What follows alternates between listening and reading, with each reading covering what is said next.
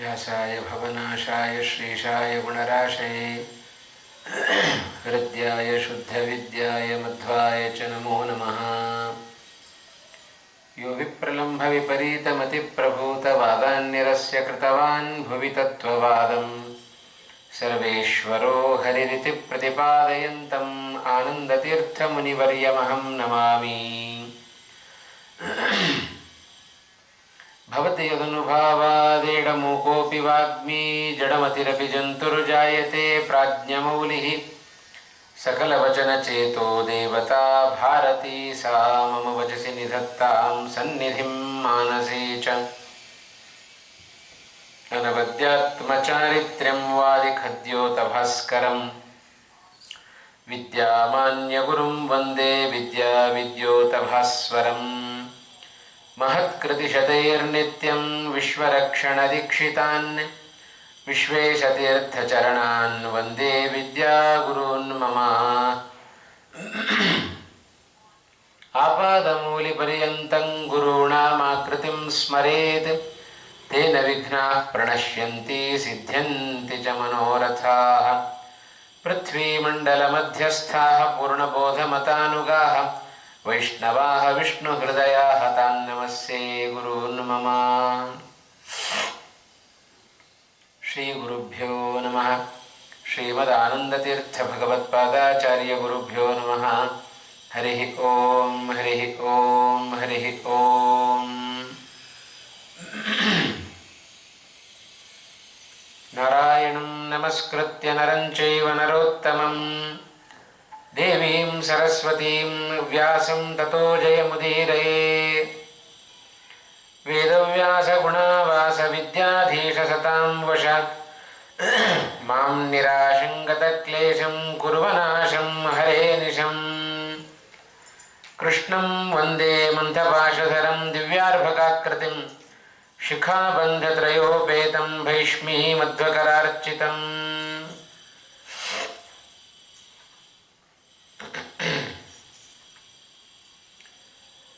ಇಂದಿನಿಂದ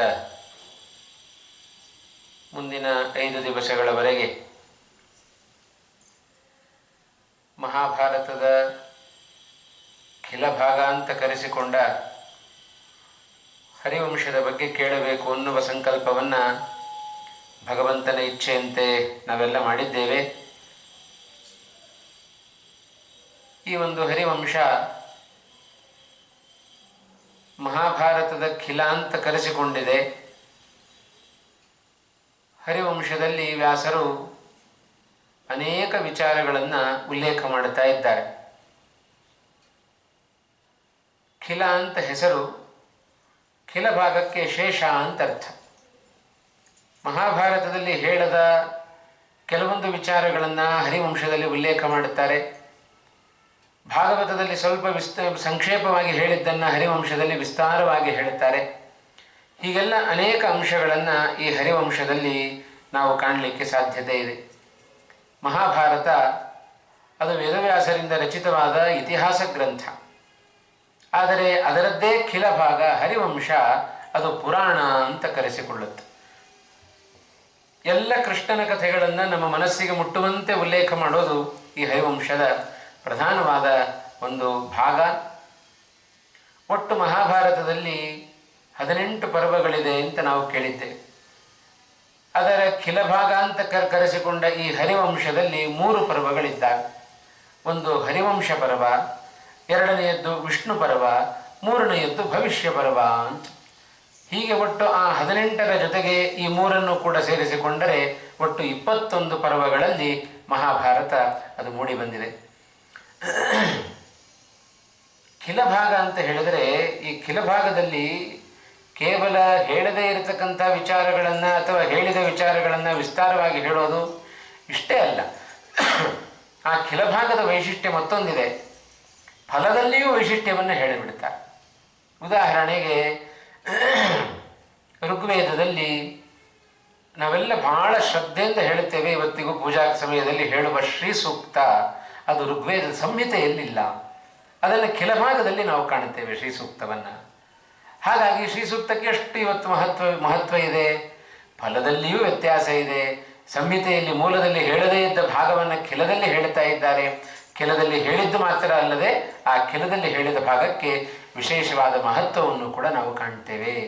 ಹಾಗಾಗಿ ಮಹಾಭಾರತದ ಖಿಲ ಅಂತ ಕರೆಸಿಕೊಂಡರೂ ಕೂಡ ಈ ಹರಿವಂಶ ಬಹಳ ಮಹತ್ವಪೂರ್ಣವಾದದ್ದು. ಅನೇಕ ಫಲಗಳನ್ನು ನಮಗೆ ತಂದುಕೊಡ್ತಕ್ಕಂಥದ್ದು. ಮಹಾಭಾರತದ ಬಗ್ಗೆ ಹೇಳಬೇಕು ಅಂತಾದರೆ ಯದಿಹಾಸ್ತಿ ತದನ್ಯತ್ರ ಎನ್ನೇ ಹಾಸ್ತಿ ನ ಕುತ್ರಚಿತ್, ಇದು ಮಹಾಭಾರತಕ್ಕಿರತಕ್ಕಂಥ ಒಂದು ಉತ್ತಮವಾದ ಹೆಗ್ಗಳಿಕೆ. ಇದು ಯಾವುದನ್ನು ವ್ಯಾಸರು ಮಹಾಭಾರತದಲ್ಲಿ ಹೇಳಿದ್ದಾರೆಯೋ ಅದೇ ಜಗತ್ತಿನಲ್ಲಿದೆ. ಜಗತ್ತಿನಲ್ಲಿ ಯಾವುದಿಲ್ಲದೆ ಇದ್ದದ್ದು ಮಹಾಭಾರತದಲ್ಲಿಯೂ ಇಲ್ಲ ಅಂತ ಅರ್ಥ. ಅಂದರೆ ಪರಿಪೂರ್ಣವಾಗಿ ವ್ಯಾಸರು ಮಹಾಭಾರತದಲ್ಲಿ ಎಲ್ಲವನ್ನೂ ಕೂಡ ಹೇಳಿದ್ದಾರೆ. ಹಾಗಾಗಿ ಆ ಮಹಾಭಾರತವನ್ನು ಭಾರತ ಪಂಚಮೋ ವೇದಾನಾಂ ವೇದ ಅಂತ ಹೇಳ್ತಾರೆ. 5ನೆಯ ವೇದ ಅಂತಲೂ ಕೂಡ ಮಹಾಭಾರತವನ್ನು ಇವತ್ತು ನಾವು ಉಲ್ಲೇಖವನ್ನು ಮಾಡ್ತಾ ಇದ್ದೇವೆ. ಸರ್ವೋತ್ತಮವಾದ ಗ್ರಂಥ ಅದು ಮಹಾಭಾರತ. ಪ್ರತಿಪರ್ವ ರಸೋದಯಂ ಅಂತ ಒಂದು ಮಾತನ್ನು ಹೇಳುತ್ತಾರೆ. ಮಹಾಭಾರತದ ಒಂದೊಂದು ಪರ್ವವೂ ಕೂಡ ಬಹಳ ರಸಭರಿತವಾದ ಒಂದು ಭಾಗ. ಆ ಮಹಾಭಾರತದ ಜೊತೆಗೆ ಹರಿವಂಶದ ಈ ಪರ್ವಗಳನ್ನು ನಾವು ಸೇರಿಸಿಕೊಂಡರೆ ಆ ಮಾತು ಹರಿವಂಶದ ಪರ್ವಗಳಿಗೂ ಕೂಡ ಅದು ಸೇರಿಕೊಳ್ಳುತ್ತೆ. ಹಾಗಾಗಿ ಇದರಲ್ಲಿ ಬರುವ ಆ 3 ಪರ್ವಗಳು ಕೂಡ ಬಹಳ ವಿಸ್ತಾರವಾಗಿರ್ತಕ್ಕಂಥದ್ದು. ಆ 3 ಪರ್ವಗಳಲ್ಲಿ ವಿಶೇಷವಾಗಿ ಮೊದಲನೆಯ ಪರ್ವ ಅದು ಹರಿವಂಶ ಪರ್ವ ಅಂತ. ಆ ಹರಿವಂಶ ಪರ್ವದಲ್ಲಿ ವ್ಯಾಸರು ಪ್ರಾರಂಭದಲ್ಲಿ ಆ ಹರಿಯ ವಂಶವನ್ನೆಲ್ಲ ವರ್ಣನೆ ಮಾಡುತ್ತಾರೆ. ನಾವು ಆ ಹರಿಯ ವಂಶವನ್ನು ತಿಳ್ಕೊಳ್ಬೇಕು. ಯಾಕಂದರೆ ನಮ್ಮ ವಂಶಾಭಿವೃದ್ಧಿ ಆಗಬೇಕು ಅಂತಾದರೆ ಹರಿಯ ವಂಶ ಹೇಗೆ ಬಂತು ಅದನ್ನು ತಿಳ್ಕೊಳ್ಬೇಕು.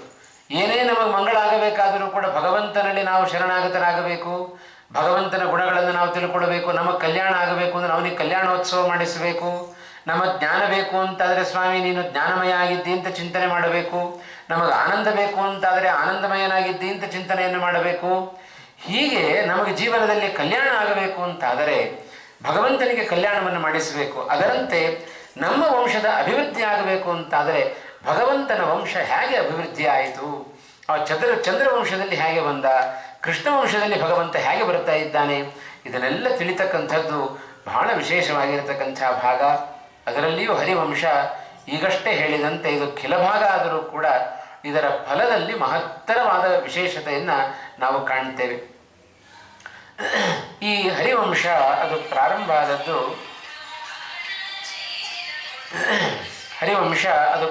ಆದದ್ದು ವೈಶಂಪಾಯನರು ಜನಮೇಜಯನಿಗೆ ಅನೇಕ ಪ್ರಶ್ನೆಗಳನ್ನು ಜನಮೇಜಯ ತಾನು ಕೇಳುತ್ತಾನೆ. ಆ ಜನಮೇಜಯ ಕೇಳಿದ ಪ್ರಶ್ನೆಗಳಿಗೆ ಉತ್ತರ ರೂಪದಲ್ಲಿ ವೈಶಂಪಾಯನರು ಅನೇಕ ಅಂಶಗಳನ್ನೆಲ್ಲ ಉಲ್ಲೇಖ ಮಾಡುತ್ತಾರೆ. ಆ ಹಿನ್ನೆಲೆಯಲ್ಲಿ ಈ ಒಂದು ಅಂಶವನ್ನು ನಾವು ಕಾಣಬೇಕು. ಈ ಜನಮೇಜಯನ ವಂಶ ಇದೆಯಲ್ಲ ಇದು ಬಹಳ ಶ್ರವಣಕ್ಕೆ ಹೆಸರುವಾಸಿಯಾದ ವಂಶ. ಜನಮೇಜಯನ ಅಪ್ಪ ಪರೀಕ್ಷಿತ ಮಹಾರಾಜ, ಅವನಪ್ಪ ಅಭಿಮನ್ಯು, ಅವನಪ್ಪ ಅರ್ಜುನ, ಅಲ್ಲಿಂದಲೂ ನಾವು ತೆಗೆದುಕೊಂಡರೆ ಎಷ್ಟು ಜನ ಶ್ರವಣ ಮಾಡಿದ್ದಾರೆ. ಅರ್ಜುನ ಸಾಕ್ಷಾತ್ತಾಗಿ ಕೃಷ್ಣನಿಂದ ಗೀತೆಯನ್ನು ಶ್ರವಣ ಮಾಡಿದ. ಅವನ ಮಗ ಅಭಿಮನ್ಯು ಗರ್ಭದಲ್ಲಿದ್ದಾಗಲೇ ಕೃಷ್ಣನ ಮೂಲಕವಾಗಿ ಚಕ್ರವ್ಯೂಹವನ್ನೆಲ್ಲ ಭೇದಿಸುವ ಆ ಒಂದು ಮಂತ್ರವನ್ನು ವಿಶೇಷವಾಗಿ ತಾನು ಶ್ರವಣ ಮಾಡಿದ. ಅವನ ಮಗ ಪರೀಕ್ಷಿತ ಮಹಾರಾಜನಂತೂ ಕೇಳೋದೇ ಬೇಡ. ಶುಕಾಚಾರ್ಯರ ಮೂಲಕವಾಗಿ ಭಾಗವತವನ್ನು ಶ್ರವಣ ಮಾಡಿದ ವ್ಯಕ್ತಿ ಅವ ಪರೀಕ್ಷಿತ ಮಹಾರಾಜ. ಅವನ ಮಗ ಈ ಜನಮೇಜಯ ವಿಶೇಷವಾಗಿ ವೈಶಂಪಾಯನರ ಮೂಲಕವಾಗಿ ಇಡೀ ಮಹಾಭಾರತವನ್ನು ಶ್ರವಣ ಮಾಡಿದ್ದ. ಪ್ರಾರಂಭ ಆಗೋದೇ ವೈಶಂಪಾಯನ ಉವಾಚ, ಅಲ್ಲಿಂದಲೇ ಪ್ರಾರಂಭ ಆಯಿತು. ಆ ವೈಶಂಪಾಯನರಿಂದ ಅನೇಕ ರೀತಿಯಾದ ಮಹಾಭಾರತವನ್ನೆಲ್ಲ ಶ್ರವಣ ಮಾಡಿದ ವ್ಯಕ್ತಿ ಅವ ಜನಮೇಜಯ. ಹಾಗಾಗಿ ಜನಮೇಜಯ ಕೇಳಿದ, ಇಷ್ಟೇ ಸಾಕಾಗೋದಿಲ್ಲ, ಇನ್ನೂ ಹೆಚ್ಚಿನ ಕೃಷ್ಣನ ಕಥೆಯನ್ನೆಲ್ಲ ನನಗೆ ಹೇಳಬೇಕು ಅಂತ ತಾನು ವಿಶೇಷವಾಗಿ ಅದನ್ನು ಪ್ರಾರ್ಥನೆ ಮಾಡುತ್ತಾನೆ. ಆ ಜನಮೇಜಯನ ಪ್ರಾರ್ಥನೆ ಮೇರೆಗೆ ವಿಶೇಷವಾಗಿರತಕ್ಕಂಥ ಆ ಕೃಷ್ಣನ ಕಥೆಯನ್ನೆಲ್ಲ ವೈಶಂಪಾಯನರು ಉಲ್ಲೇಖ ಮಾಡುತ್ತಾ ಇದ್ದಾರೆ. ಅದನ್ನೇ ಹರಿವಂಶ ಅಂತ ಇವತ್ತು ನಾವು ಕಾಣ್ತಾ ಇದ್ದೇವೆ. ಈ ಒಂದು ಗ್ರಂಥದಲ್ಲಿ ಅನೇಕ ವಿಸ್ತಾರವಾಗಿ ಕೃಷ್ಣನ ಕಥೆಯನ್ನು ಇಲ್ಲಿ ಉಲ್ಲೇಖ ಮಾಡುತ್ತಾ ಇದ್ದಾರೆ. ಅದು ಇಲ್ಲಿಯ ವರ್ಣನೆ ಅತ್ಯಂತ ಅದ್ಭುತವಾದ ವರ್ಣನೆ.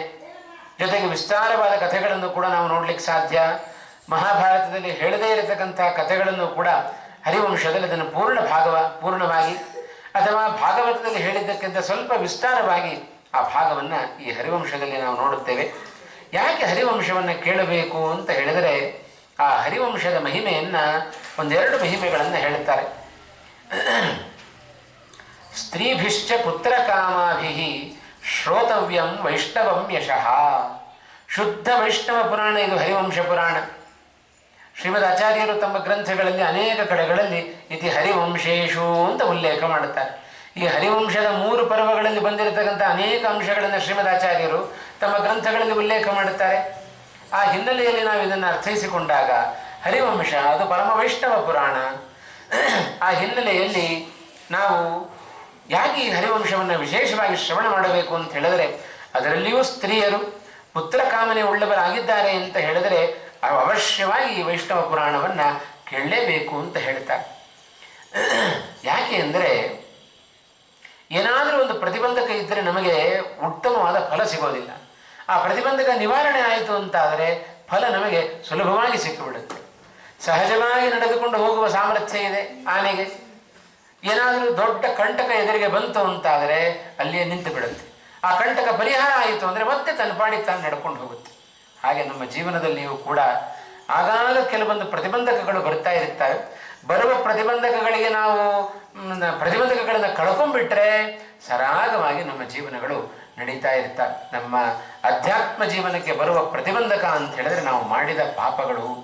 ಆ ಪಾಪಗಳನ್ನೆಲ್ಲ ಕಳೆದುಕೊಂಡ್ಬಿಟ್ರೆ ಬಹಳ ಸುಲಭ, ನಮ್ಮ ಜೀವನಕ್ಕೆ ಯಾವ ಪ್ರತಿಬಂಧಕಗಳು ಬರೋದಿಲ್ಲ, ನಮ್ಮ ಫಲವೂ ಕೂಡ ಸುಲಭವಾಗಿ ಸಿಗ್ತವೆ.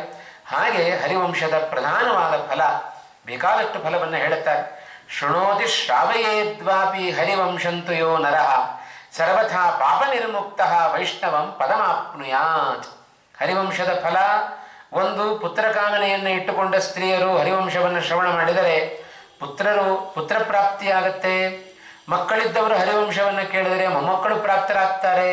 ಮೊಮ್ಮಕ್ಕಳಿದ್ದವರು ಹರಿವಂಶವನ್ನು ಕೇಳಿದರೆ ಅವರ ಮರಿಮಕ್ಕಳು ಹುಟ್ಟುತ್ತಾರೆ. ಹೀಗೆ ನಿರಂತರ ವಂಶಾಭಿವೃದ್ಧಿಯೇ ಹರಿವಂಶದ ಉತ್ತಮವಾದ ಫಲ. ಕೇವಲ ವಂಶಾಭಿವೃದ್ಧಿ ಮಾತ್ರ ಅಲ್ಲ, ಅದರ ಜೊತೆಗೆ ನಮ್ಮ ಅನೇಕ ಜನ್ಮಗಳಿಂದ ನಾವು ಸಂಚಯನ ಮಾಡಿಕೊಂಡು ಬಂದ ಪಾಪಗಳು ನಾಶ ಆಗ್ತವೆ. ಅದು ಒಂದು ಪ್ರಧಾನವಾದ ಫಲ. ಈ ಹರಿವಂಶವನ್ನು ಕೇವಲ ನಾವು ಶ್ರವಣ ಮಾಡುವುದು ಮಾತ್ರ ಅಲ್ಲ, ಶ್ರವಣವನ್ನು ಮಾಡಿಸಬೇಕು. ಶ್ರವಣ ಮಾಡಬೇಕು, ಮತ್ತೊಬ್ಬರಿಗೆ ಮಾಡಿಸಬೇಕು. ಯಾರು ತಾವು ಶ್ರವಣವನ್ನು ಮಾಡಿ ಮತ್ತೊಬ್ಬರಿಗೆ ಮಾಡಿಸ್ತಾರೆಯೋ ಅಂಥ ವ್ಯಕ್ತಿ ಸರ್ವಥಾ ಪಾಪ ನಿರ್ಮುಕ್ತ, ಎಲ್ಲ ವಿಧವಾದ ಪಾಪಗಳನ್ನು ತಾನು ಕಳೆದುಕೊಂಡು ವೈಷ್ಣವಂ ಪರಮಾಪ್ನುಯಾತ್, ವಿಷ್ಣು ಲೋಕವನ್ನು ಅವ ಪಡೆದುಕೊಳ್ಳುತ್ತಾನೆ. ಯಾರು ತಾನು ಶ್ರವಣವನ್ನು ಮಾಡಿಸಿರ್ತಾನೆಯೋ ಅವರಿಗೆ ಸಿಗುವ ಫಲ. ಹಾಗಾಗಿ ಉತ್ತಮವಾದ ಪುಣ್ಯಪ್ರಾಪ್ತಿಯ ಲಾಭವೂ ಇದೆ, ಅದರ ಜೊತೆಗೆ ಪಾಪದ ನಿವಾರಣೆಯೂ ಕೂಡ ಈ ಹರಿವಂಶದ ಶ್ರವಣದಿಂದ ವಿಶೇಷವಾಗಿ ನಾವು ಪಡೆದುಕೊಳ್ಳಲಿಕ್ಕೆ ಸಾಧ್ಯ. ಹಾಗಾಗಿ ಮಕ್ಕಳಿಲ್ಲ, ನಾವು ಮಕ್ಕಳ ಹರಿವಂಶವನ್ನು ಶ್ರವಣ ಮಾಡೋಣ, ಮಕ್ಕಳಾಗಿ ಬಿಡುತ್ತೆ. ಒಮ್ಮೆ ಶ್ರವಣ ಮಾಡಿದೆವು, ಆಗಲಿಲ್ಲ, ಏನು ಮಾಡಬೇಕು? ಹರಿವಂಶದ ಮೇಲೆ ನಾವು ಗೋಬೆ ಕೊಡಿಸೋದಲ್ಲ, ಮತ್ತೆ ಏನು ಮಾಡಬೇಕು? ಇನ್ನೊಂದು ಬಾರಿ ಶ್ರವಣ ಮಾಡಬೇಕು. ಆಗಲೂ ಆಗಲಿಲ್ಲವಾ, ಇನ್ನೊಂದು ಬಾರಿ ಶ್ರವಣ ಮಾಡಬೇಕು. 3ನೇ ಬಾರಿ ಆಗಲಿಲ್ಲ ಅಂದರೆ 4ನೇ ಬಾರಿ ಶ್ರವಣ ಮಾಡಬೇಕು. 10 ಬಾರಿ ಹೀಗೆ ಹರಿವಂಶ ಶ್ರವಣವನ್ನು ಮಾಡಿದರೆ 10ನೇ ಬಾರಿ ಅವನಿಗೆ ನಿಶ್ಚಯವಾಗಿ ಪುತ್ರ ಪ್ರಾಪ್ತಿ ಆಗುತ್ತೆ, ಸಂತಾನದ ಅಭಿವೃದ್ಧಿ ಆಗುತ್ತೆ. ಈ ಹಿನ್ನೆಲೆಯನ್ನು ನಾವು ಕಾಣಲಿಕ್ಕೆ ಸಾಧ್ಯತೆ ಉಂಟು. ಈ ಹಿನ್ನೆಲೆಯಲ್ಲಿ ವಿಶೇಷವಾಗಿ ಆ ಹರಿವಂಶ ಪುರಾಣವನ್ನು ನಾವು ಕೇಳಬೇಕು. 18 ಪುರಾಣಾನಾಂ ಶ್ರವಣಾದ್ಯತ್ ಫಲಂ ಲಭೇತ್ ತತ್ಫಲಂ ಸಮವಾಪ್ನೋತಿ. ಹರಿವಂಶ ಒಂದು ಪುರಾಣವನ್ನು ನಾವು ಶ್ರವಣ ಮಾಡಿದರೆ ಉಳಿದ 18 ಪುರಾಣಗಳನ್ನು ನಾವು ಶ್ರವಣ ಮಾಡಿದರೆ ಏನು ಫಲ ಬೇಕೋ ಆ ಫಲವನ್ನೆಲ್ಲ ಈ ಹರಿವಂಶ ಪುರಾಣವನ್ನು ಶ್ರವಣ ಮಾಡಿಬಿಟ್ರೆ ನಮ್ಮ ಸುಲಭವಾಗಿ ಆ ಫಲ ನಮಗೆ ಸಿಕ್ಕಿಬಿಡುತ್ತೆ. ಹಾಗಾಗಿ ಫಲಗಳ ಸುರಿಮಳೆ. ನಮಗೆ ಸಂತಾನದ ಅಭಿವೃದ್ಧಿ ಬೇಕು, ಹರಿವಂಶವನ್ನು ಶ್ರವಣ ಮಾಡೋಣ. ಸತ್ಸಂತಾನ ಬೇಕು, ಸಂತಾನ ಆಯಿತು, ಆ ಸಂತಾನ ಸತ್ಸಂತಾನ ಆಗಬೇಕಲ್ಲ. ದುಷ್ಟ ಮಕ್ಕಳು ಹುಟ್ಟುಕೊಂಡ್ಬಿಟ್ರೆ ಏನು ಮಾಡೋದು? ಆ ಹುಟ್ಟಿದ ಮಕ್ಕಳು ಅವರು ಸತ್ಪುತ್ರರಾಗಬೇಕು, ಒಳ್ಳೆಯ ವಿನೀತರಾಗಬೇಕು, ಒಳ್ಳೆಯ ವಿದ್ಯಾವಂತರಾಗಬೇಕು, ಒಳ್ಳೆಯ ಗುಣವಂತರಾಗಬೇಕು ಅಂದರೆ ಹರಿವಂಶ ಶ್ರವಣ ಮಾಡ್ರಿ. ಒಳ್ಳೆಯ ಸಂತಾನದ ಅಭಿವೃದ್ಧಿ, ವಿದ್ಯೆ ಬೇಕು ಅಂತ ಅಪೇಕ್ಷೆ ಉಂಟೋ ಹರಿವಂಶ ಶ್ರವಣ ಮಾಡಬೇಕು. ಒಳ್ಳೆಯ ಸಂಪತ್ತು ಬೇಕೋ, ಒಳ್ಳೆಯ ಧನಧಾನ್ಯ ಬೇಕೋ ಹರಿವಂಶ ಶ್ರವಣ ಮಾಡ್ರಿ. ಹೀಗೆ ನಾನಾ ಪ್ರಯೋಜನಗಳಿಂದ ಆ ಹರಿವಂಶದ ಶ್ರವಣ ಅದು ನಮ್ಮ ಆಧುನಿಕ ಜೀವನದಲ್ಲಿ ಬಹಳ ಅವಶ್ಯಕತೆ ಇದೆ. ಹಾಗಾಗಿ ಭಕ್ತಿ ಶ್ರದ್ಧೆಗಳಿಂದ ನಾವು ಈ ಹರಿವಂಶವನ್ನು ಶ್ರವಣ ಮಾಡಿದರೆ ಎಲ್ಲ ವಿಧವಾದ ಪಾಪಗಳನ್ನು ಕೂಡ ನಾಶ ಮಾಡುವ ಸಾಮರ್ಥ್ಯ ಆ ಹರಿವಂಶಕ್ಕಿದೆ. ಬ್ರಹ್ಮಹತ್ಯೆ, ಭ್ರೂಣಹತ್ಯೆ, ಗೋಹತ್ಯೆ ಎಲ್ಲ ಭಾರಿ ಭಾರಿ ಪಾಪಗಳು. ಭಕ್ತಿಯಿಂದ ಇದನ್ನು ಶ್ರವಣ ಮಾಡಿಬಿಟ್ಟರೆ ಇದರಲ್ಲಿ ಹೇಳಿದ್ದೇನು ಆಮೂಲಾಗ್ರವಾಗಿ ಕೃಷ್ಣನ ಕಥೆಯನ್ನು 3 ಪರ್ವದಲ್ಲಿಯೂ ಕೂಡ ವ್ಯಾಸರು ಇದನ್ನು ಉಲ್ಲೇಖ ಮಾಡುತ್ತಾ ಇದ್ದಾರೆ ಇದರಲ್ಲಿ. ಆದ್ದರಿಂದ ಅದನ್ನು ಒಮ್ಮೆ ಭಕ್ತಿಯಿಂದ ಶ್ರವಣ ಮಾಡಿಬಿಟ್ರೆ ನಮ್ಮ ಎಲ್ಲ ಪಾಪಗಳ ನಾಶ, ಅದರಿಂದಾಗಿ ಒಳ್ಳೆಯ ಪುಣ್ಯದ ಲಾಭದಿಂದಾಗಿ ಎಲ್ಲ ರೀತಿಯಾದ ಪ್ರಯೋಜನಗಳನ್ನು ಕೂಡ ನಾವು ಪಡೆದುಕೊಳ್ಳಿಕ್ಕೆ ನಮಗೆ ಅವಕಾಶ ಇದೆ. ಇದೇ ಹರಿವಂಶದ ಪ್ರಧಾನವಾದ ಲಾಭ ಎಂಬುದಾಗಿ ನಾವು ಅದನ್ನು ತಿಳ್ಕೊಳ್ಳಬಹುದು. ಹೀಗೆ ಹರಿವಂಶದ ಶ್ರವಣ ಯಾವಾಗ ಶ್ರವಣ ಮಾಡಬೇಕು ಅಂತ ಹೇಳಿದರೆ, ಇದು ಪ್ರಧಾನವಾಗಿ ಹರಿವಂಶ ಅದು 1-2 ದಿವಸಗಳಲ್ಲಂತೆ 9 ದಿವಸಗಳಲ್ಲಿ ಹರಿವಂಶವನ್ನು ಶ್ರವಣ ಮಾಡಿದರೆ ಉತ್ತಮವಾದ ಫಲ ಅಂತ ಹೇಳ್ತಾರೆ. ಅಂಥ ಉತ್ತಮವಾದ ಫಲವನ್ನು ಕೊಡುವ ಈ ಹರಿವಂಶವನ್ನು ನಮ್ಮ ಒಟ್ಟು 12 ಮಾಸಗಳಿದ್ದಾವೆ. ಆ 12 ಮಾಸಗಳಲ್ಲಿ 6 ಮಾಸಗಳಲ್ಲಿ ಶ್ರವಣ ಯಾವಾಗ ಬೇಕಾದರೂ ಇದನ್ನು ಶ್ರವಣ ಮಾಡಬಹುದು. ಭಾದ್ರಪದ ಮಾಸ ಇರಬಹುದು, ಆಶ್ವಯುಜ ಮಾಸ, ಪ್ರಕೃತ ಆಶ್ವಯುಜ ಮಾಸದಲ್ಲೇ ನಾವಿದ್ದೇವೆ. ಈ ಸಂದರ್ಭದಲ್ಲಿ ಹರಿವಂಶವನ್ನು ಶ್ರವಣ ಮಾಡೋದು ಬಹಳ ವಿಶೇಷ. ಕಾರ್ತಿಕ ಮಾಸ ಇರಬಹುದು, ಮಾರ್ಗಶಿರ, ಆಷಾಢ, ಶ್ರಾವಣ, ಈ 6 ಮಾಸಗಳಲ್ಲಿ ಹರಿವಂಶದ ಶ್ರವಣ, ಪಠನ, ಪಾಠನ ಎರಡೂ ಕೂಡ ವಿಶೇಷವಾಗಿ ನಮಗೆ ಆ ಉತ್ತಮವಾದ ಫಲವನ್ನು ತಂದುಕೊಡುತ್ತೆ. ತೀರ್ಥಕ್ಷೇತ್ರದಲ್ಲಿ ಆದರೂ ಇದನ್ನು ವಾಚನ ಮಾಡಿಸಬಹುದು, ಅಥವಾ ಸ್ವಗೃಹದಲ್ಲಿಯೇ ಇದನ್ನು ವಾಚನ ಮಾಡಿಸಬಹುದು. ಹೀಗೆ ಅನೇಕ ವನಗಳಲ್ಲಿ ಇದನ್ನು ಶ್ರವಣ ಮಾಡುವ ಸಂಪ್ರದಾಯವನ್ನು ಕೂಡ ನಾವು ಕಾಣ್ತೇವೆ. ಈಗ ಎಲ್ಲೂ ವನ ಸಿಗೋದಿಲ್ಲ ಅಂದರೆ ನಮ್ಮ ಮನೆಗಳಲ್ಲಿ ನಾವು ಶ್ರವಣ ಮಾಡೋದು ಬಹಳ ಕ್ಷೇಮ ಅಂತ ಹೇಳ್ತಾರೆ. ಆ ಹಿನ್ನೆಲೆಯಲ್ಲಿ ಹರಿವಂಶ ಒಟ್ಟಾರೆಯಾಗಿ ನಾವು ಹರಿವಂಶದ ಶ್ರವಣ ಅದು ನಮಗೆ ಎಲ್ಲ ರೀತಿಯಾದ ಫಲಗಳನ್ನು ತಂದುಕೊಡುವ ಈ ಒಂದು ಯಾಂತ್ರಿಕ ಜೀವನ, ಆ ಯಾಂತ್ರಿಕ ಜೀವನದಲ್ಲಿಯೂ ಕೂಡ ಹೇಗೆ ಭಗವಂತನನ್ನು ನಾವು ವಶಪಡಿಸಿಕೊಳ್ಳೋದು ಹೇಗೆ, ಭಗವಂತನ ಅನುಗ್ರಹವನ್ನು ನಾವು ಪಡೆದುಕೊಳ್ಳೋದು ಹೇಗೆ, ಅದನ್ನು ನಾವು ತಿಳಿಬೇಕು ಅಂತಾದರೆ ಈಗಷ್ಟೇ ಪ್ರಾರಂಭದಲ್ಲಿ ಹೇಳಿದಂತೆ ಹರಿವಂಶವನ್ನು ಕೇಳಬೇಕು ಅಂತಾದರೆ ಪ್ರಾರಂಭದಲ್ಲಿ ನಾನಾ ರೀತಿಯಾದ ಭಗವಂತನ ವಂಶಾವಳಿಯನ್ನು ಹೇಳುತ್ತಾರೆ. ಆ ವಂಶಾವಳಿಯನ್ನು ಕೇಳುವಾಗ ಸ್ವಲ್ಪ ನಮಗೆ ಬೇಸರ ಬರುತ್ತೆ. ಈ ವಂಶ ಕಟ್ಕೊಂಡು ನಮಗೇನಾಗಬೇಕು ಅಂತ. ನಮಗೆ ಗೊತ್ತಿರೋದು 3 ಜನ, 3 ಪಿಂಡ ಹಾಕಬೇಕು, 3 ತಲೆಮಾರು ಗೊತ್ತಟ್ಟೆ, ಅದಕ್ಕಿಂತ ಮೇಲಿನವರು ಯಾರೂ ಗೊತ್ತಿಲ್ಲ ನಮಗೆ. ಇದು ನಮ್ಮ ವಂಶದ ಕಥೆ. ಆದರೆ ನಮ್ಮ ವಂಶದವರನ್ನು ತಿಳಿದ್ರೂ ಉಪಯೋಗ ಇಲ್ಲ.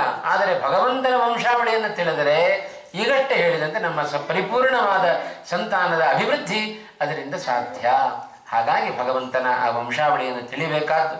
ಹೇಗೆ ಭಗವಂತ ತಾನು ಉದ್ಧಾರ ಮಾಡಿದ ಜಗತ್ತನ್ನು, ಹೇಗೆ ಭಗವಂತ ತಾನು ಸೃಷ್ಟಿ ಮಾಡಿದ, ಅಲ್ಲಿಂದ ಹರಿವಂಶ, ಆ ಹರಿವಂಶ ಪರ್ವ ಮೊದಲನೆಯ ಪರ್ವ. ಆ ಹರಿವಂಶ ಪರ್ವದಲ್ಲಿ ಪ್ರಾರಂಭದಲ್ಲಿ ನಾವು ಯಾವುದೇ ಪುರಾಣವನ್ನು ಕೇಳಬೇಕಾದರೂ ಕೂಡ ನಾರಾಯಣಂ ನಮಸ್ಕೃತ್ಯ ನರಂಚೈವ ನರೋತ್ತಮಂ ದೇವೀಂ ಸರಸ್ವತೀಂ ವ್ಯಾಸಂ ತಥೋ ಜಯಮುದೀರಯೇ. ಮಹಾಭಾರತಕ್ಕೆ ಜಯ ಅಂತ ಹೆಸರು, ಮಹಾಭಾರತದ ಖಿಲಭಾಗ. ಹಾಗಾಗಿ ಹರಿವಂಶಕ್ಕೂ ಕೂಡ ಜಯ. ಇದನ್ನು ಕೇಳಿದರೆ ನಮಗೆ ಇಡೀ ಜೀವನದಲ್ಲಿ ಜಯ. ನಮಗೆ ಜಯ ಬೇಕೋ ಅಪಜಯ ಬೇಕೋ, ಅಪಜಯ ಬಂದರೆ ಕುಸಿದು ಹೋಗ್ತೇವೆ, ಜಯ ಬಂದರೆ ಹಿಗ್ಗಿ ಹೋಗ್ತೇವೆ. ನಾವು ಹಿಗ್ಗೋದು ಬೇಡ, ಕುಗ್ಗೋದು ಬೇಡ, ಸಮಾನವಾಗಿರುವಂತೆ ಭಗವಂತ ನಮಗೆ ಆ ಮನಸ್ಥಿತಿಯನ್ನು ಕೊಡಬೇಕು, ಕೊಡುವಂತೆ ಮಾಡುತ್ತೆ ಈ ಹರಿವಂಶ. ಹಾಗಾಗಿ ಆ ಎಲ್ಲರಿಗೂ ಕೂಡ ನಮಸ್ಕಾರವನ್ನು ಮಾಡಿ ನಾವು ಆ ಹರಿವಂಶವನ್ನು ಕೇಳುವ ಒಂದು ಸಣ್ಣ ಪ್ರಯತ್ನವನ್ನು ಈ 5 ದಿವಸಗಳಲ್ಲಿ ನಾವು ಮಾಡೋಣ ಅಂತ ಸಂಕಲ್ಪವನ್ನು ಮಾಡುತ್ತಾ ಭಗವಂತ ನಿರ್ವಿಘ್ನವಾಗಿ ಈ ಒಂದು 5 ದಿವಸಗಳ ಪ್ರವಚನವನ್ನು ನಮ್ಮ ಅಂತರ್ಯಾಮಿಯಾದ ಭಗವಂತ ಅದನ್ನು ನುಡಿಸಬೇಕು. ಅಂತರ್ಯಾಮಿಯಾಗಿ ತಾನೇ ಅದನ್ನು ಶ್ರವಣ ಮಾಡಬೇಕು. ಮಾಡೋದು ಎಲ್ಲವೂ ಕೂಡ ಅವನ ಕೈಯಲ್ಲೇ ಇದೆ. ನಾಹಂಕರ್ತ ಹರಿಕರ್ತ ತತ್ಪೂಜಾ ಕರ್ಮಚಾಖಿಲಂ ತಥಾಪಿ ಮತ್ಕೃತ ಪೂಜಾ ತ್ವತ್ಪ್ರಸಾದೇನ ನಾನ್ಯಥ ಅನ್ನುವ ಭಾವನೆಯನ್ನು ಇಟ್ಟುಕೊಂಡು ನಾವೆಲ್ಲ ಶ್ರವಣ ಕಾರ್ಯದಲ್ಲಿ ಪ್ರಾರಂಭವನ್ನು ಮಾಡೋಣ.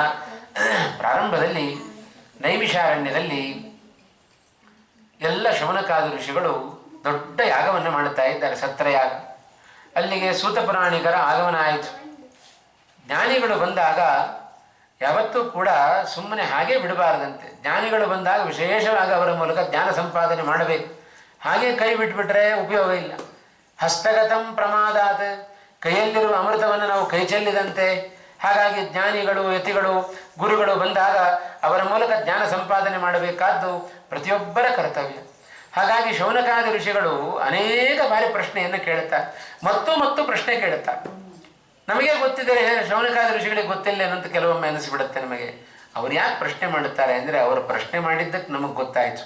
ಹಾಗಾಗಿ ಕೇಳಿ ನಮಗೆ ಗೊತ್ತಾಯಿತು. ಅವರು ಮೊದಲು ಕೇಳದೆ ಹೋಗಿದ್ದರೆ ಶೌನಕಾದಿ ಋಷಿಗಳು ನಮಗೇನು ಗೊತ್ತಾಗ್ತಾ ಇರಲಿಲ್ಲ. ಪ್ರಶ್ನೆ ಕೇಳುವ ಉದ್ದೇಶ 2 ಇದೆ. ಒಂದು, ತಾವು ತಿಳಿದ ವಿಚಾರದಲ್ಲಿ ಇನ್ನೂ ಹೆಚ್ಚಿನ ಜಿಜ್ಞಾಸೆಯಿಂದಾಗಿ ಇನ್ನೂ ಹೆಚ್ಚಿನ ವಿಚಾರವನ್ನು ತಿಳ್ಕೊಳ್ಬೇಕು ಅನ್ನೋ ಉದ್ದೇಶದಿಂದ ಪ್ರಶ್ನೆ ಕೇಳೋದು ಒಂದು. ನಾವು ಕೇಳ್ತೇವೆ ಪ್ರಶ್ನೆ, ಆಚಾರ ಗೊತ್ತಿದೆಯೋ ಇಲ್ಲೋ ನೋಡೋಣ, ಅದಕ್ಕೆ ಕೇಳೋದು ಪ್ರಶ್ನೆ ಅಂತ. ಕುಚೋದ್ಯ ಮಾಡಲಿಕ್ಕೂ ಪ್ರಶ್ನೆ ಕೇಳೋದುಂಟು. ಆದರೆ ಇಂಥ ಮಹಾತ್ಮರು ಪ್ರಶ್ನೆಯನ್ನು ಕೇಳಿದರೆ ನಾವು ಭಗವಂತನ ವಿಚಾರದಲ್ಲಿ ಹೆಚ್ಚು ವಿಶೇಷವಾಗಿ ಜಿಜ್ಞಾಸೆಯಿಂದ ಮತ್ತೆ ಮತ್ತೆ ಪ್ರಶ್ನೆ ಮಾಡ್ತಾ ಮಾಡ್ತಾ ಹೋದಟ್ಟು ಭಗವಂತನ ವಿಚಾರಗಳು ಇನ್ನೂ ಹೆಚ್ಚಾಗಿ ನಾವು ತಿಳಿತಾ ಹೋಗ್ಲಿಕ್ಕೆ ಸಾಧ್ಯತೆ ಇದೆ. ಅದಕ್ಕೆ ಹೇಳಿದೆ, ಕೆದಕಿ ಪ್ರಶ್ನೆ ಮಾಡೋದು ಅಂತ ಹೇಳ್ತಾರಲ್ಲ, ಆ ಕೆದಕಿ ಪ್ರಶ್ನೆ ಮಾಡಿದರೆ ಇನ್ನು ಹೆಚ್ಚಿನ ವಿಚಾರಗಳನ್ನು ಭಗವಂತನ ವಿಚಾರದಲ್ಲಿ ನಾವು ತಿಳ್ಕೊಳ್ಳಿಕ್ಕೆ ಸಾಧ್ಯತೆ ಇದೆ. ಹಾಗಾಗಿ ನಮಗೋಸ್ಕರ ಇಂಥ ಜ್ಞಾನಿಗಳು ಮಹನೀಯರು ನಮಗೆ ಪ್ರಶ್ನೆಯನ್ನು ಮಾಡಿ ಅನೇಕ ಭಗವತ್ಪರವಾದ ವಿಚಾರಗಳನ್ನು ನಮಗೆ ತಿಳಿಸಿಕೊಡ್ತಾ ಇದ್ದಾರೆ. ಆ ಬಂದ ಸೂತ ಪುರಾಣಿಕರನ್ನು ಎಲ್ಲ ಶೌನಕಾದಿ ಋಷಿಗಳು ಬೇಕಾದಷ್ಟು ಸತ್ಕಾರವನ್ನು ಮಾಡಿದರು, ಅದರ ಆತಿಥ್ಯಗಳನ್ನು ಮಾಡಿದರು, ಉತ್ತಮವಾದ ಆಸನದಲ್ಲಿ ಕೂಡಿಸಿದರು. ಆಸನದಲ್ಲಿ ಕೂಡಿಸಿ ಸೂತ ಪುರಾಣಿಕರನ್ನು ಕುರಿತು ಕೇಳುತ್ತಾ ಇದ್ದಾರೆ. ಬೇಕಾದಷ್ಟು ವಿಚಾರಗಳನ್ನು ಇದುವರೆಗೆ ಹೇಳಿದ್ದೀರಿ. ಭಾರತ ಭೂಮಿಯಲ್ಲಿರುವ ಅನೇಕ ತೀರ್ಥಗಳು, ಕ್ಷೇತ್ರಗಳು, ಅನೇಕ ಧರ್ಮದ ವಿಚಾರಗಳು, ಅನೇಕ ಭಗವತ್ಪರವಾದ ವಿಚಾರಗಳು ಇವನ್ನೆಲ್ಲ ಹೇಳಿದ್ದೀರಿ.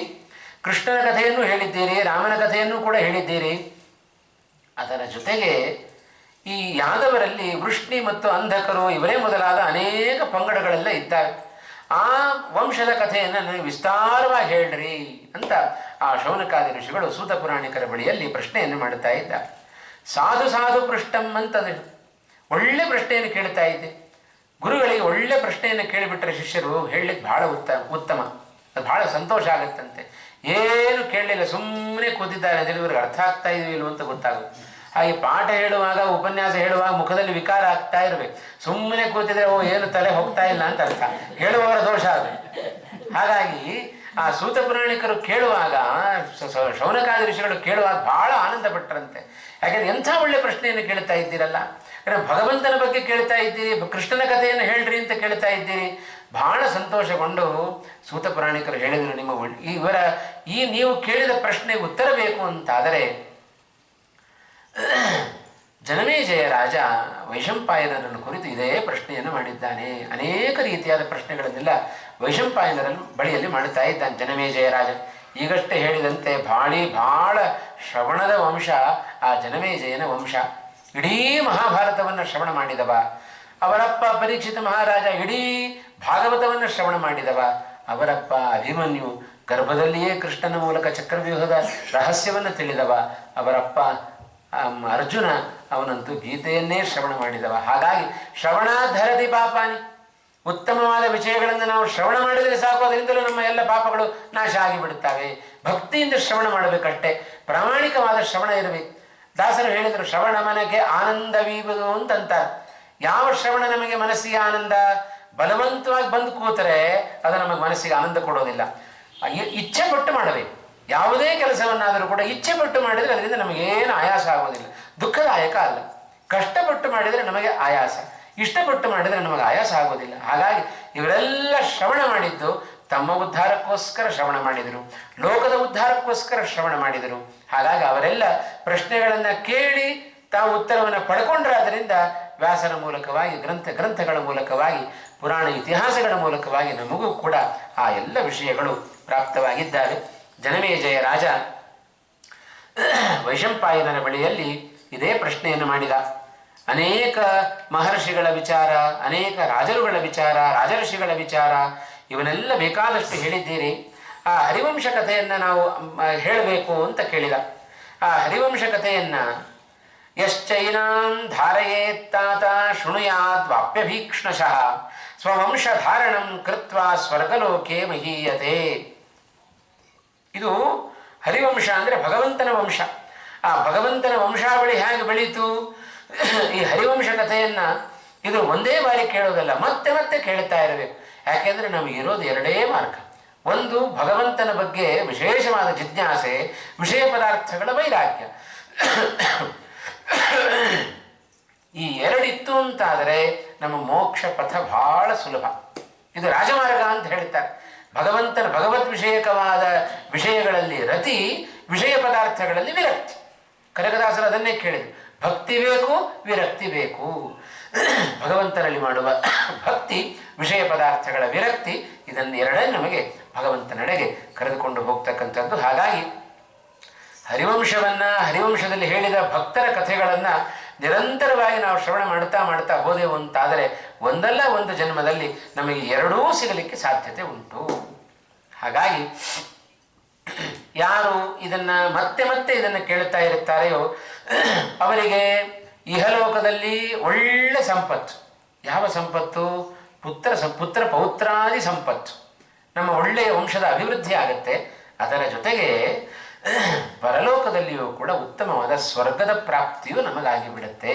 ಹಾಗಾಗಿ ನಮಗೆ ಇದ್ದಾಗಲೂ ಸುಖ, ಸತ್ತ ನಂತರದಲ್ಲೂ ಸುಖ. ಹಾಗಿರಬೇಕಾದರೆ ನಿರಂತರ ಸುಖವನ್ನು ಕೊಡುವ ಈ ಹರಿವಂಶವನ್ನು ಒಂದೇ ಬಾರಿ ಕೇಳೋದಲ್ಲಿ, ಏನೋ ಒಂದು ನಿಮಿತ್ತ ಇತ್ತು, ಈ ಬಾರಿ ಕೇಳಿದೆವು, ಆಮೇಲೂ ಕೇಳಬೇಕು, ಮತ್ತೂ ಕೇಳಬೇಕು, ಮುಂದಿನ ವರ್ಷವೂ ಕೇಳ್ತಾ ಇರಬೇಕಂತೆ.